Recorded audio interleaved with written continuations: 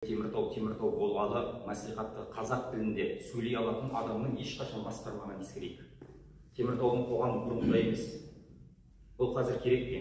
Мүмкін бұрын ескерілмеген шығар, қазір керек. Кейбір деректер бойынша, әкімшіліктің деректері бойынша 34% қазақ тұратын қала болса, ал енді ұлттық қауіпсіздік комитетінің кейбір деректеріне сүйенсек 43% қазақ тұратын болды.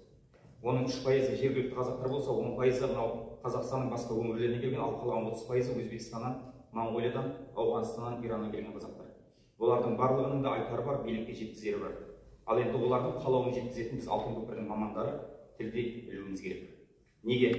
Өйткені өздеріңіз білесіздер, карантиннің уақытында, яғни атап айтсақ 2020 жылы Мира көшесіндегі кулинария кафесінде қазақ жігіттері мен орыс жігіттерінің арасында конфликт болып, нәтижесінде Рахымтай деген жігітті 19 жылға, Жеңісбек деген жігітті 20 жылға соттады. Теміртаудың қазақ халқы бұл шешіммен келіспейтінін білдіріп, бірінші күні 60 адам акиматқа келді.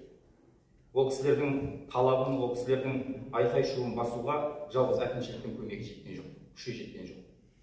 Біздің көмегімізге жүгінді, КМ болды, прокуратура болды. Сол кезде өкінішке орай мәслихаттың хатшысы және мәслихаттың бірде-бір депутаты халықтың алдына шығып, халықты баса алатындай бір қазақша сөз сөйлей алған жоқ.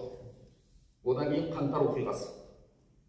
Кейбір деректерге сүйенсек, Қарағандыда 3000-дай адам жиналыпты. Оның 800 мыңдайы осы Теміртаудан барыпты. Ертесіне осы Теміртау қаласында толқу болды.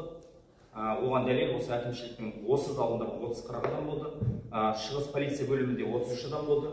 Ескі қала полиция бөлімінде 40 шақты адам болды. Солардың да толқуын басып, қалауымен сөйлесіп, билікке деген наразылығын басатындай қазақ тілінде сөйлесетін мәслихаттан бір адамның шығып сөйлесе алмауы өте өкінішті жағдай болды.